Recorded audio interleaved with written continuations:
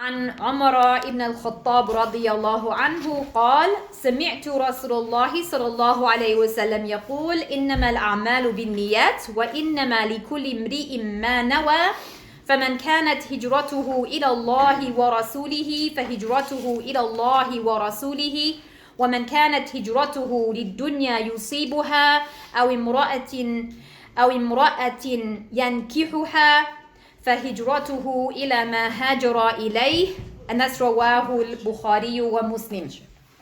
Alright, so we're going to go through the benefits of this hadith today, or the importance of this hadith first of all. So this hadith, it has a huge importance in the deen of al-Islam as spoken about by the ulama of al-Islam. So Imam al-Shafi'i rahimahullah, he said that this hadith is like 1/3 of knowledge. That's how much this hadith, I should have explained the hadith by the way. That was the hadith regarding the niyyah. This is called the hadith of the niyyah, right? So it's all actions are by their intentions, which we went through the explanation of the wording of the hadith last week, and now today we're going through what we can get out of the hadith. So Imam al-Shafi'i rahimahullah, he said this hadith is 1/3 of knowledge. And in fact, it enters into 70 subjects from the subjects of al-fiqh. And Imam Ahmad, rahimahullah, he said that usul al-Islam, like the foundations of Islam, are based primarily on 3 hadiths. There's 3 main hadiths that you could base the whole of Islam upon it. So he mentioned this hadith, إِنَّمَا الْعَمَلُ بِالنِّيَّاتِ, that all actions are by their intentions. Also the hadith of bid'ah, the hadith that mentions about innovations. And then the other hadith is إِنَّ الْحَلَالَ بَيِّن وَإِنَّ الْحَرَامَ بَيِّن, that verily the halal is clear and the haram is clear, which we're going to go through that hadith. Like you honestly, tabarakallah, this book is an amazing book. Like it really gives you a full understanding of Islam in a way that a lot of courses do not give you that understanding. That's what I love about this book so much. Okay, so from the importance of this hadith, the Imam of al-Muhaddithin, Imam al-Bukhari, began his Sahih with this hadith, and he made it the first hadith, even though it doesn't relate to the next chapter. The next chapter after this is the chapter on al-Wahi, which is the revelation, okay? That has got nothing to do, it's not related to anything to do with an-niyyah, does it?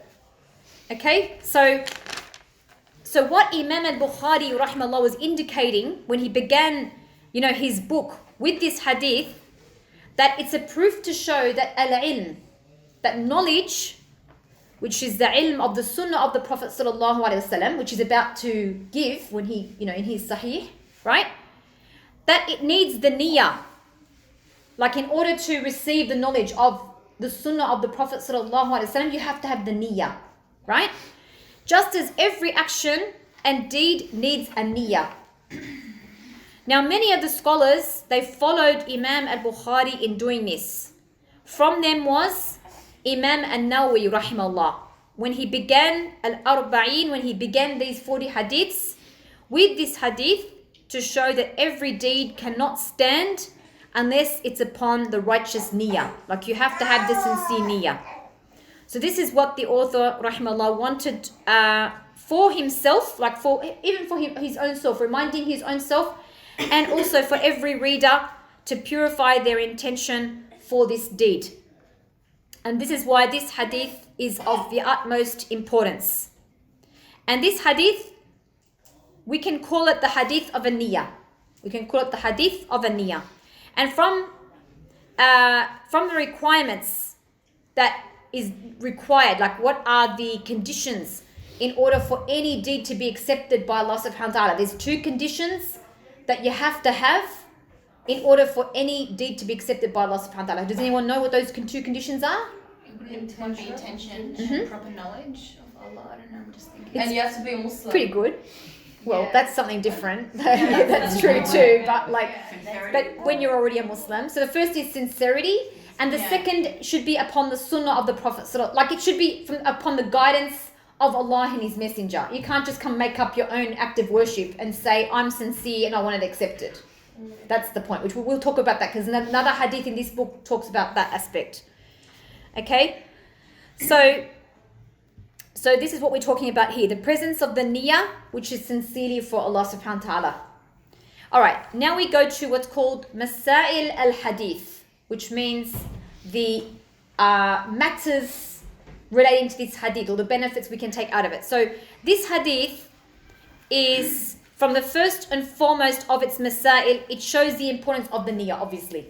The number one thing we take out of this hadith is it shows us the importance of a niyyah. Because it shows how the Prophet ﷺ tied deeds to a niyyah. And it shows that deeds are not correct except by a niyyah. Like, so your deeds will not be correct except by a niyyah. And the deeds won't also be complete except by a niyyah. And they won't be accepted by Allah subhanahu wa ta'ala except by the niyyah. So this is how this hadith is showing us the importance of a niyyah. So basically, a person's hajj, a person's prayers, a person's zakah will not be correct without a niyyah. Alright. The second thing we can take as well from this is that the reward that a person receives for their deeds is also according to a niyyah. Right? The reward that a person gets for their deeds is according to a niyyah. Now, to give an example of that, when a woman goes, she's at home and she thinks it's time to pray. I need to go and pray because it's the prayer time. Allah Ta'ala has commanded me to pray. So she's doing that from ta'atillah. She's doing that out of obedience to Allah, isn't it? Because she knows Allah's commanded her to pray. So she goes and prays because that's from her niyyah, for obedience to Allah subhanahu wa ta'ala. But then there could be another woman, she's with a group of people and, she doesn't normally pray, but because, she feels embarrassed that they'll know that she doesn't pray. So she just prays because they're praying, or, she doesn't want to know that she doesn't pray, for example. Okay? So that's a prayer that's done not for the sake of Allah. They're just doing it for people. It's not for the sake of Allah subhanahu wa ta'ala, right?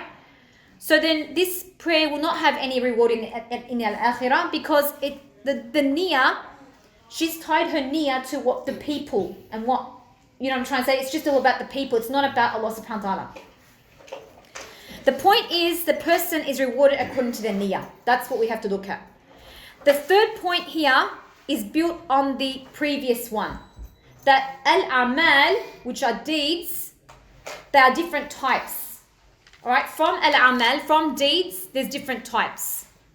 So we have from deeds that which are wajiba, like they are al-amal al-wajiba, like they are the compulsory deeds.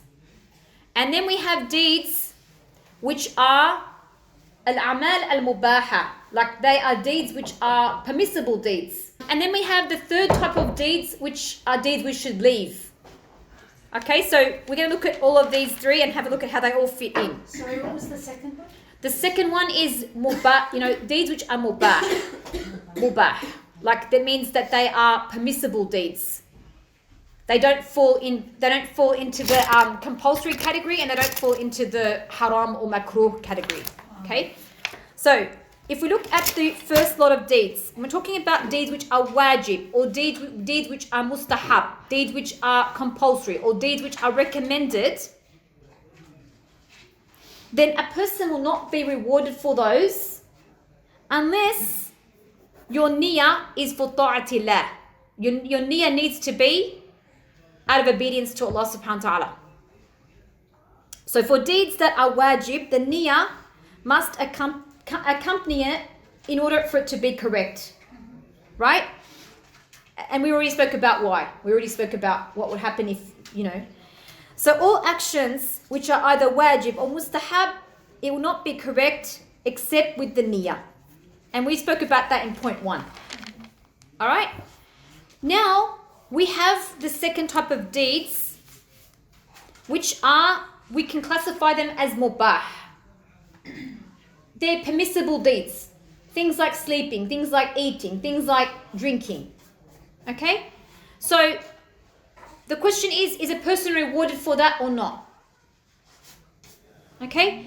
Now, a person could be rewarded for this according to his intention.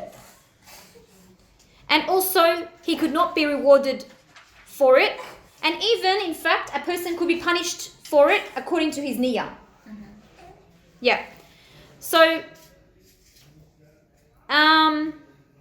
the original ruling on these actions is that there's no reward for them. You know what I mean? Like they're permissible, and you're not rewarded or punished. It doesn't come under anything.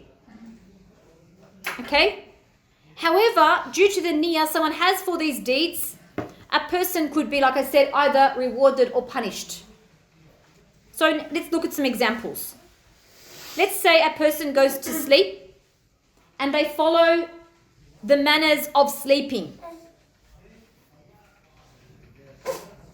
So for example, the person took wudu before sleeping, they made adhkar and they read Ayatul Kursi, for example, before they slept. Or even they just slept for the sake of Allah. Like they put the intention that I'm sleeping for the sake of Allah subhanahu wa ta'ala, to get rest, for me to be able to wake up on time for Fajr or something like that. Like, they go to sleep on time knowing that if they stay out too late, they can't wake up for Fajr. Do you understand?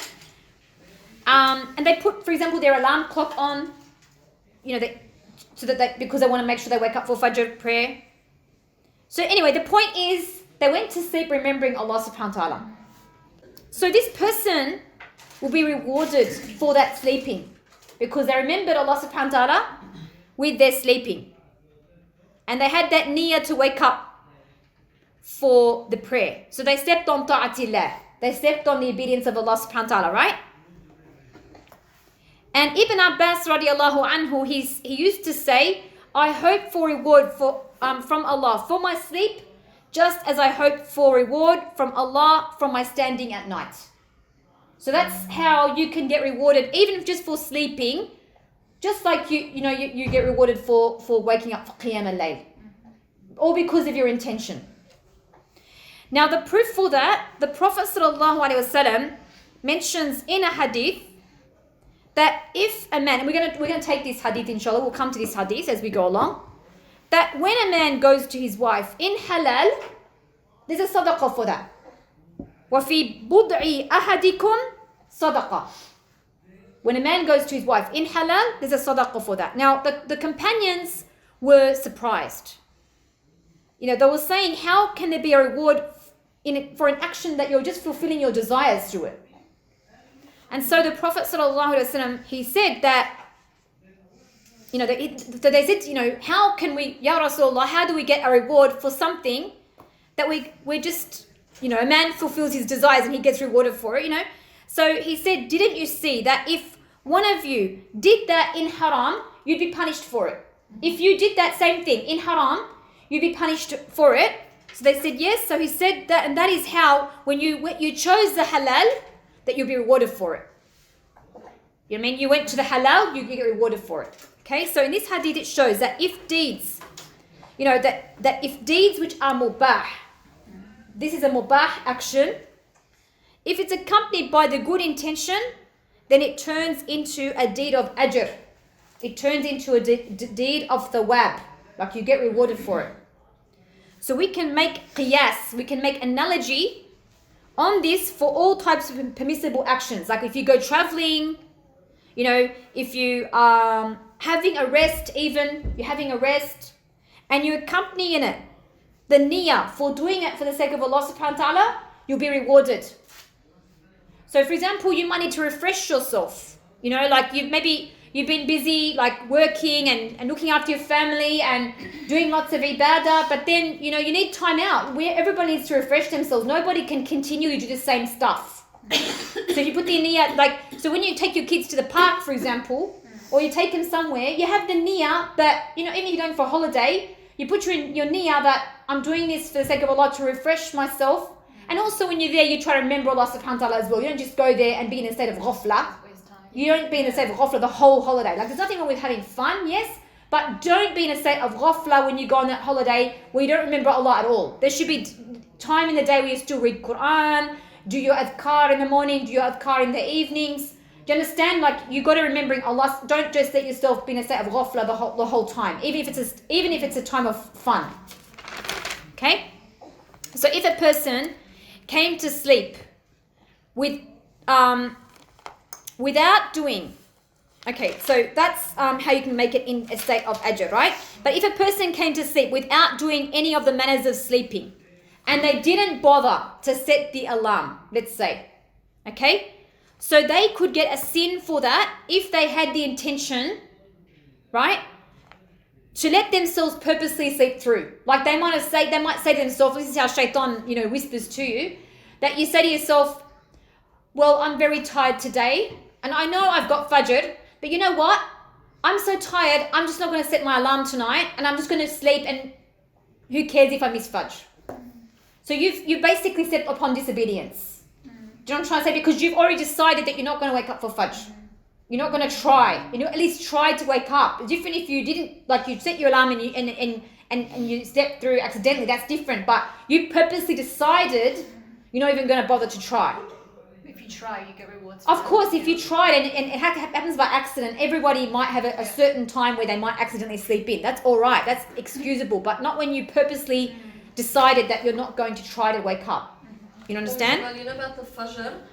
Just quickly, today I woke up and there was only 6 minutes left, so that was in the forbidden time. It doesn't matter. You've got to pray it even in the forbidden time. But do I get a sin for that? For praying in the forbidden time? No, because even if you're praying when the sun is rising, you still pray. It's a fard prayer. Okay, when it's a fard prayer, you pray it even if the sun is rising. That hukum doesn't come on when it's because the Prophet ﷺ said whenever you forgets, or sleeps through the prayer or forgets, then let him pray as soon as he remembers. So what you do is if you forget or you sleep through, you've got to pray as soon because the prayer is due straight away. Yeah. That prayer can't be delayed. Prayer, I shouldn't. The sunnah, no, you don't pray the sunnah. Yeah. Yeah. So, like I said, if you slept, knowing most likely you're not going to wake up for fajr, and even especially if they went to bed, doing some sort of act of marcia, like doing some act of, sins before going to sleep and stepped upon that as well. Do you understand? So anyway, the point is, this is how your sleep can end up being a sleep which you get a sin for it, even though normally you wouldn't get any reward or punishment for that sin, for that sleep. Then the third type of sleep obviously is just the mubah sleep, which is normal sleep. That's a sleep of habit. It just comes under a habit. There's no intention behind the sleep. There's no mindfulness. There's no mindfulness behind the sleep. So it's not considered ma'asiyah. It's not considered disobedience. But also, you won't get rewarded for it because you didn't have mindfulness in it. You didn't have your mindfulness of doing it for the sake of Allah subhanahu wa ta'ala. And this is how, subhanAllah, Islam teaches us the true mindfulness, which is now the Western people, they try to teach it. But, there's a beautiful saying from the people of knowledge, عبادات أهل الغفلة عادات وعادات أهل اليقظة عبادات. So this meaning, it says, it's a beautiful, you should treasure it. It says, the ibadat of Ahl al-Ghafla, like the worship of the people of Ghafla, the people of heedlessness, is in fact only a habit. While the habits of those who are awake is ibadah for them. So it's a very powerful statement. So if you think about that, so when you're talking about the ibadat of Ahl al-Ghafla, for example, people who fast just from habit. Their mum and their dad used to fast, so they fast, but there's no mindfulness in their fasting. They're not doing it for the sake of Allah subhanahu wa ta'ala. It's not, they're not trying to get the aim of taqwa out of their fasting. It's just doing it as a habit because you inherited it as a cultural heritage or something. You understand? So it's just like a habit then. It's not really like an act of worship anymore. Or prayers, you just pray out of a habit rather than doing it with the intention of doing that to get close to Allah subhanahu wa ta'ala. So that's how your ibadat, when you're not awakened within yourself and you're just in a state of ghafla, your ibadat becomes just like a habit. While the people who are awakened, their adat, their normal habits, even just washing dishes or looking after their children or cleaning the house or sleeping or whatever they're doing, just normal habits, they become acts of worship for them. Subhanallah. So that's how their whole life can become for lillah. Their whole life can become lillah, like for the sake of Allah subhanahu wa ta'ala, inshallah. This is what Allah is opening for us. Yes. So to keep yourself from becoming heedless and mindful, would you say it would just be us always like renewing our intention, or? You have to do mujahadatul nafs. Mujahadatul nafs. You have to do jihad nafs. You know, like you have to continue to fight yourself. It's like in prayer. You have to keep fighting yourself. And the same thing outside the prayer. You have to keep fighting yourself. So you have to keep on reminding yourself and try to be in the same dhikr as much as you can. That's what it comes down to. Getting yourself back on track. Like try not to sit except remembering Allah. Try not to, whatever environment you're in, try to remember Allah subhanahu wa ta'ala at all times and places as much as you can. Always on your Just mind. purifying yourself, basically. Yeah, no, it's just about constantly remembering Allah, especially like remember with your tongue, because remembering with the tongue helps your heart to remember. Do you understand? Like try to do the dhikr of Allah on your tongue at least. Even sometimes your heart obviously drifts off.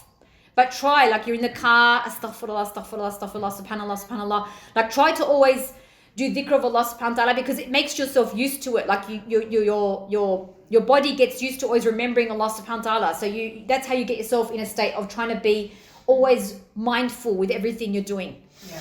Okay? Yeah.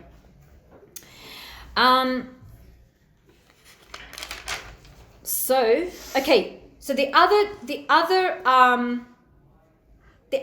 so we've gone through so far the wajib deeds or the wajib actions. We've gone through the mubah actions. Now we're going to talk about the deeds which are either makruh or they are haram.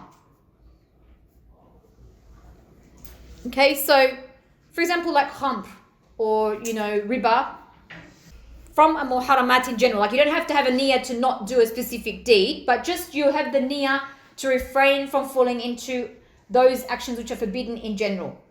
Okay? So as for whether you get a reward for your niyyah to leave al-muharramat, like do you get rewarded for your intention to leave forbidden actions? The scholars went into detail. Some said you're not rewarded because it didn't take anything from you.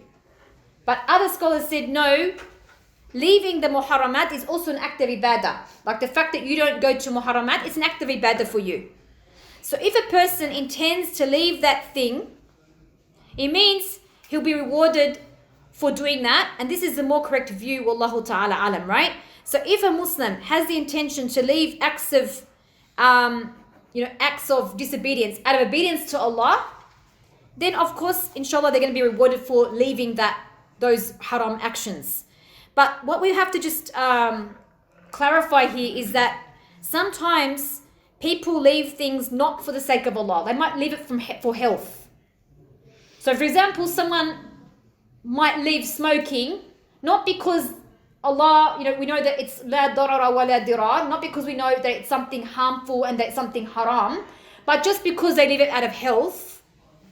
You know what I mean? Then in this case, if their intention wasn't for the sake of Allah, because there was, they know that Allah, it's something haram, to smoke, they wouldn't be rewarded for leaving it. Do you understand? It would, and look, when we're talking about rewards for intentions, it's like people get a little bit too wound up with it all, because at the end of the day, it's all up to Allah subhanahu wa ta'ala. We're just giving you guidelines here, but some people want to know specifically, but if I do this, will I get more reward if I do it like this? All of that depends on the person themselves, how much, do you understand? How much they're sincere, how much they're capable. There's so much involved with how much reward a person gets for each deed you do. So to try to pinpoint, as people do all the time, people, will I get more reward for this? Well, it all depends on how much, So we can only talk in general terms. So the more correct view is a person will be rewarded for leaving al-muharramat, just as they're rewarded for doing an action, as long as you're doing that out of ta'atillah. Like you're doing it out of obedience to Allah, not out of just some dunya reason.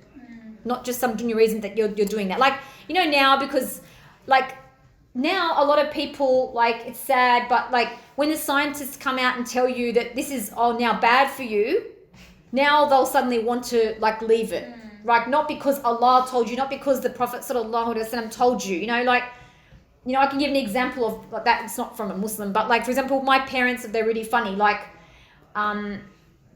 they never wanted to, you know, buy halal meat for us or anything like that. But then the funny thing was one time they wanted to go for a Christmas in July and they're asking me, where can they get a halal chicken? I'm like, why on earth would you want a halal chicken? You know, you're going to a Christmas in July with non-Muslims. Why did they want the halal chicken? Because they found that there's less blood in the halal chicken. Because it's been where it's been slaughtered. So now suddenly they want the halal chicken. You understand? And it's, you know, it's healthier and it's better because it doesn't have all the blood. Subhanallah. So, but see, unfortunately, there are a lot of Muslims who are very, you know, they're kind of weak in their iman and that. And like, only when the scientists come out, you know, like now, you know, you just see that thing in Norway, they've got the new miswak, the new, you know, like, wow, this is a new thing that, you know, they're selling it and it's like this new wow thing. Do you know what I mean? Like this. And then there was in Australia, the new, they reckon it's a new health cure that's going to help everyone, you know, with the black seed. You know what I mean? Yeah. It came out and they were putting on, was it on the Current Affair? This could be the new answer to everyone's problems in Australia. Oh, wow. Yeah. Like there was a whole thing on it. You know, so let's move on to the fourth point here, and that is that a bad niyyah for a deed turns that deed from being a righteous deed into a corrupt one. Okay? So a bad niyyah for a deed turns that deed from being a righteous deed into a corrupt one. So Allah Ta'ala says, "Man kana yuridu hayat ad-dunya wa zinataha nuwaffi ilayhim a'malahum fiha wa hum fiha la yubkhasun."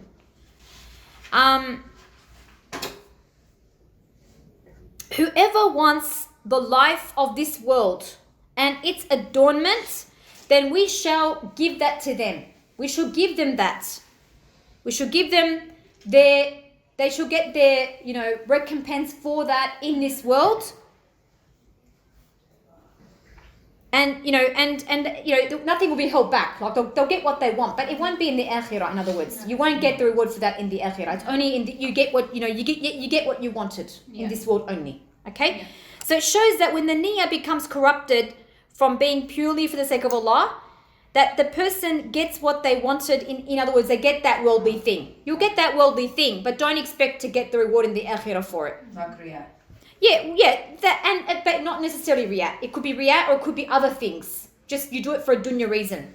Yeah. You know, I'm going to go into that now. So, for example, may Allah protect us, a person seeks knowledge to be praised and called knowledgeable. Okay? So Allah will let them get that in that world. They'll get praised.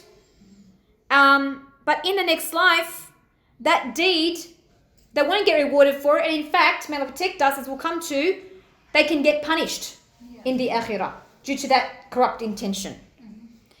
And Allah Ta'ala mentions وَحَبِطَ مَا صَنَعُوا فِيهَا وَبَاطِلٌ مَا كَانُوا يَعْمَلُونَ, that what they did is wiped out and it's false. It's considered to be false. Like it's not accepted. So that's why a believer needs to constantly correct their intention and not let it get corrupted by starting to work for the things of this dunya.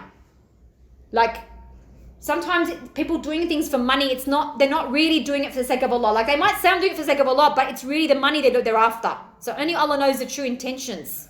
So there's all different things that can corrupt you. And at the end of the day, our hearts are weak. We have to keep on fighting ourselves, you know, to make sure we stay on track and realize and remind yourself that, you know, if every time you do something for dunya, every time you do it for, you know, for money or for fame or for whatever you're doing it for, then basically you're selling the akhirah for this life. The price of the akhirah. Yeah, you're selling the price of the akhirah for this life. That's what you're basically doing. And this life is so temporal. What's it gonna, you know, you're not gonna take any of that with you to your grave, right? And another thing that demonstrates that is the hadith of the Prophet sallallahu alaihi wasallam, which mentions about those first three people who would be brought on Yawm al-Qiyamah.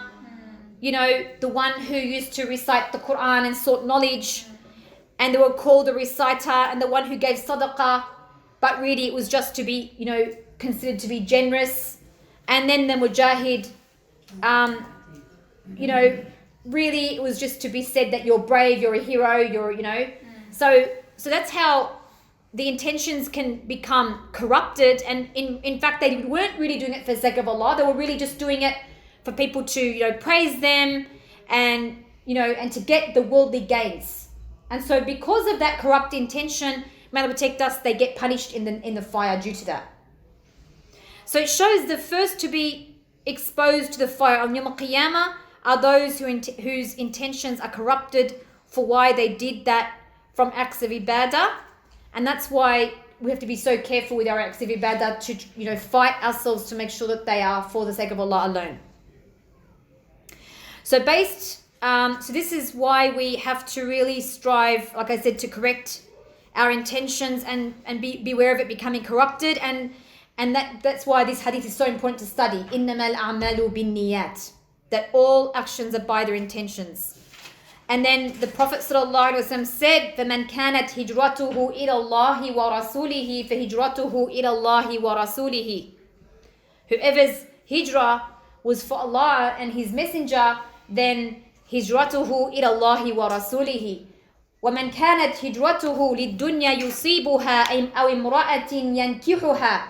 But whoever's hijrah was for a dunya purpose, like to get money, or some worldly gain, or to get married to a woman, then فَهِجْرَتُهُ إِلَى مَا هَاجَرَ إِلَيْهِ. Then his hijrah is for whatever he made hijrah for.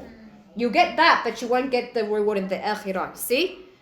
So sometimes the origin of your niyyah is for ta'atillah. Like you might start out with the good intention, but then due to other influences, your niyyah can become changed. And we take that even in a small scenario, like where you start to pray and you might be praying just normally for the sake of Allah, but then you notice someone's watching you, and so you start to pray even better because they're watching you. You go slower and you're showing I've got this khushu', because everybody's watching me. What was really, really, really funny? Yeah. It's this funny joke. It's about this guy, he's praying and people are watching him and they're going, look at his khushu'. And then he turns to me and goes, yes, and I'm fasting too. Okay, so the people of knowledge, they spoke about this in detail. They said if the niyyah was originally correct, your intention was to pray in the masjid, for the sake of Allah subhanahu wa ta'ala, but then it changed after that. So therefore the origin of the deed will be correct. But there's a sin for what entered in upon it. So that's going to reduce the reward of the deed.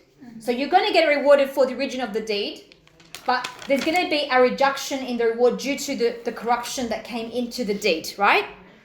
But if the deed was done for another reason, okay, so from the very beginning, the origin was batil, the origin was false from the beginning. Like if you only gave money because, may Allah protect us, you wanted to be seen, you wanted people to say, see you're generous in giving, right? Then it means it's corrupt from the beginning. And therefore, we have to realize that there's, for example, a hadith Qudsi that mentions that Allah does not accept any deed where there's another partner placed or another intention placed inside that intention alongside him. For example, there's a hadith that says, Ana aghna shuraka'i an shirk. Like I am the most free and independent of being in need of any partner or of shirk, right? Man amila amalan ashraka ma'ya fihi ghayri taraktuhu wa shirka. Like whoever does an act in which they placed another partner besides me, alongside with me in it, then I have left that deed and that one, like what he made shirk with. Okay, so this is a very crucial matter, and the Salaf were very overcautious with, they were always, and this is where mindfulness is very, very important, of really paying attention to the niyyah. Always you have to keep on questioning yourself. Why did I say that? Why did I do that? Why did I go there? Why? You understand? And try to fight your niyyah. And Sufyan al-Thawri, rahimahullah, he said, I did not treat anything more harder for me than my niyyah. Like, so don't think it's you alone who's struggling with these things. The Salaf, like, it's actually a good sign if you're struggling with these things. Because if you're not struggling with these things, it means you've got a problem actually. Do you understand? So the fact that you're worried about it is actually a very good sign. It's a healthy heart. That you're actually aware enough and awake enough to be concerned about your niyyah. It's the ones who are not caring about this, didn't even cross their minds, that's what the ones that have to be worried. And they're probably not even at this class right now. Another thing is, here's another side point, that if you do a deed for Allah to give you something in dunya, we have to be careful with that. So you have to be careful about doing deeds because you want Allah to give you something in dunya. Okay, because then it's really a niyyah for dunya. Okay, but if you did that for Allah, hoping that Allah may make it up for you in dunya, there's a subtle difference. Then you'll be rewarded for that, inshallah. So you have to be a little bit careful with doing deeds for the purpose of getting something in dunya. You understand? What you do is you do it hoping that Allah will make it up for you in dunya. But don't do it because you want that thing in dunya. Do you understand what I'm trying to say? Yeah. So there is a dua for having ikhlas in a niyyah. Wait, hang on. But that's different to, you know, the hadith about the boys that were stuck in the cave with the rock, and then the boys, so that wasn't because they wanted, then it was a niyyah for intention, that was them being stuck in a situation and then saying to Allah, because I had done such and such, can you please relieve me from such and such. So if you think about that, they've already done the act for Allah before. Yeah, that's different. And now they're making tawassul with a righteous deed. Yeah. So it's allowed to make tawassul with righteous deeds. Sometimes I do that, but then when you that's had fine. Just said what you did. No. You just said then, I was like, hang on, is that what I do? No, but you didn't do the deed for that reason. I think it's what you, See? That hadith. So now what you do is, when you know you've done a righteous deed for Allah at some time, even believing in Allah, or even just, you know, Ya Allah, you know how patient I was for your sake in that trial I went through. So now I'm asking Ya Allah to answer my dua. Help me with you know, So it's allowed to make tawassul with the righteous deeds. And it's a way of like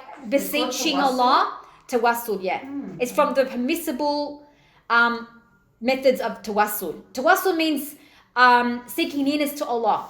You know what I mean? So it's a means of seeking nearness to Allah. Like, because you're beseeching Allah and you're trying to get close to Allah through, you know, and there's other things to do as well. Like, the other things you can do, like calling upon Him by His beautiful names, for example. Okay? Yeah, but that's just one thing. So we have the dua for ikhlas in niyyah. So, Allahumma inni a'udhu bika an ushrika bika wa ana a'lam wa astaghfiruka lima la a'lam. So, oh Allah, inni a'udhu bika an ushrika bika wa ana a'lam. Ya Allah, I ask protection with you from associating with you while I know. وَأَسْتَغْفِرُكَ لِمَا لَا أَعْلَمُ. And I ask forgiveness from you from what I don't know. So this is a very important dua to try to say, you know, as much as we can to help ourselves be protected from different types of shirk. Whether it's major shirk or even, you know, the more like, you know, the shirk of riyat, the shirk of showing off, or, you know, or just generally associating, you know, other intentions, other worldly intentions alongside with your intention for the sake of Allah subhanahu wa ta'ala, okay? You know, trying to correct your intention, it can be a very big trial for many people, right? But the thing here also is, which is very important, is to don't let that stop you from striving for deeds. Because some people, what they do now, because they heard all that we just said, now they say, well, now I'm too scared to pray al-duha, or I'm too scared to do, you know, I'm too scared to do any deeds because I'm worried that people, I'm doing riyah. So they do less. That's shaitan making you shrink and do less. So you shouldn't do that. So you have to realize that if you actually leave deeds for the fear of you leave deeds because of people, you're worried about people praising you, then now you're leaving deeds due to other than Allah as well. Aren't you? You're leaving deeds due to other than Allah. You're not leaving deeds because for the sake of Allah. You're doing it because you're worried about people. Again, you still worry about people. So yeah, exactly. So what you need to do is just do a lot of istighfar, and do a lot of private deeds. Private deeds is really the solution. Anybody who's worried about riyah should do a lot of private deeds. It's the only way to cure riyah. It's the only solution to riyah, actually. All right?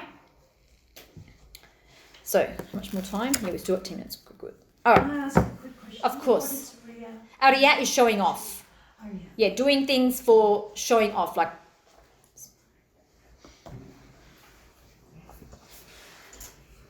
okay, now we come to another mas'ala, which is, does the niyat need to be pronounced when you do deeds?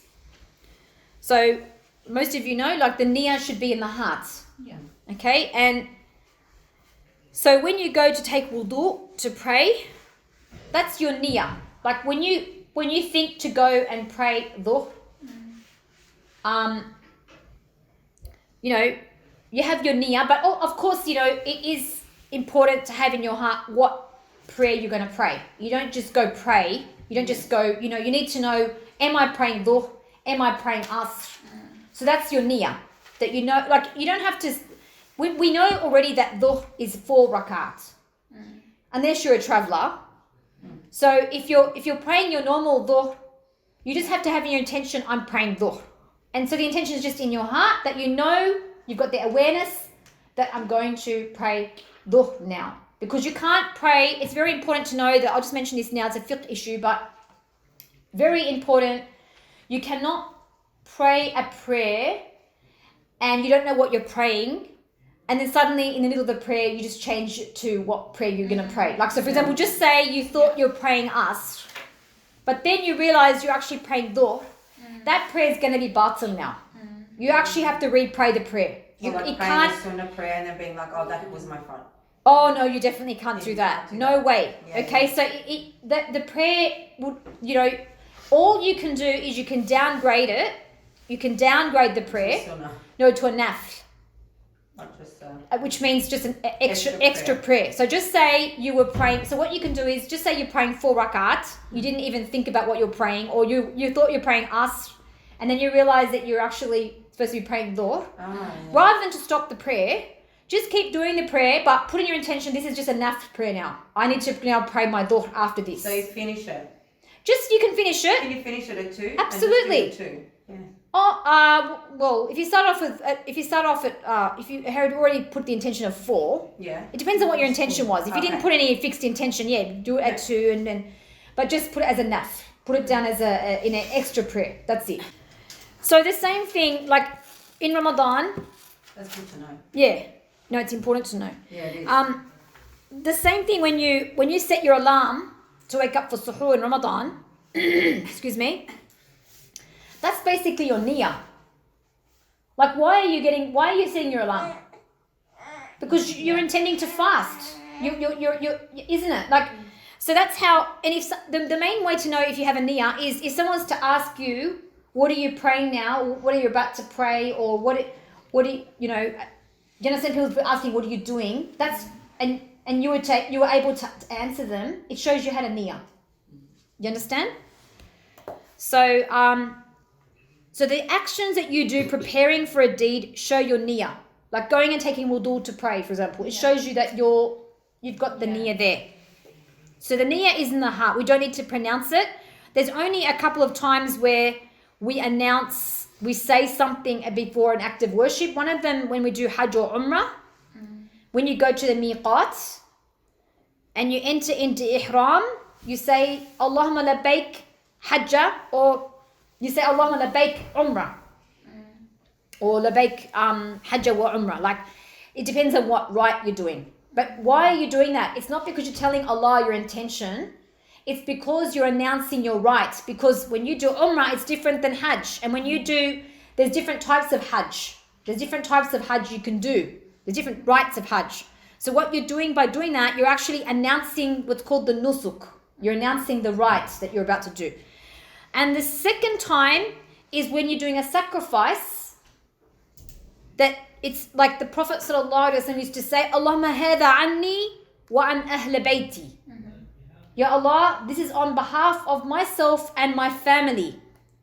But here you're announcing the purpose of the sacrifice, because if when we slaughter, you could be slaughtering just to get meat, right? Halal slaughter that you do for me looks the same as a sacrifice. Yeah? But when you're announcing that this is for this reason, it's not because you're telling Allah your niyyah, it's because you're announcing the right of that this is it's showing that it's a sacrifice. It's not just a normal slaughtering of the halal meat that you're doing. The name of the child or for the akikah. Yeah. For example, so you're showing that it's showing that it's a right. You're practicing a right, as in RITE here. So the seventh benefit we can take from this hadith is the effect of al-ikhlas in your worship for Allah subhanahu wa ta'ala upon the psychological well-being of a person. So subhanallah, many of the diseases and sicknesses of the self are in fact due to a person's heart becoming too attached to the things of this world. This is what's causing so much psychological unrest with a lot of people at this time, right? Because why? Have a think about it. People become too attached to worrying about what people think about them, right? And too attached to running after things of this world, like gaining the material gains from this world. But if a person empties their heart from these false attachments, right, and they connect their heart instead to Allah subhanahu wa ta'ala alone, then you'll find you won't be harmed by others. If they try to harm you, you won't be harmed. Or if you get something from this dunya or not, it won't harm you, because you're living your life for Allah subhanahu wa ta'ala. Like, your intention is for Allah. So whether you get that, whether it comes to you or not, that's not the crux of the matter for you. Like, as Allah says, قُلْ إِنَّ صَلَاتِي وَنُسُكِي وَمَحْيَايَ وَمَمَاتِي لِلَّهِ رَبِّ الْعَالَمِينَ. Say, verily, my prayer and my sacrifice and my living and my dying is for Allah, the Lord of the worlds. So you, for example, if you treat your husband, for example, well for the sake of Allah, or you're good to your parents for the sake of Allah, you have the best akhlaq with others for the sake of Allah, you help others, and you work for the sake of Allah, and then others don't appreciate what you do for them. Okay? You don't wait or expect anything in return. This will then bring you peace of mind, because one thing that makes people so upset and brings them a lot of psychological unrest is when they've done so much for people, and then we find ungratefulness in return, or we're not thanked, or that we're not appreciated for what we've done. So this is how having ikhlas lifts you and raises you from being hurt by people, subhanAllah. But, so if you do things for people to appreciate you, or you're waiting for praise, or so they love you, and then that doesn't happen, that's what causes a lot of people to get that psychological unrest. Or, if you're too attached to their opinions of you, or if, your outcomes are based upon opinions or feedback of people. For example, look, it can happen on social media. You post a post and no one likes it. Or, Oh, wow. You know what I mean?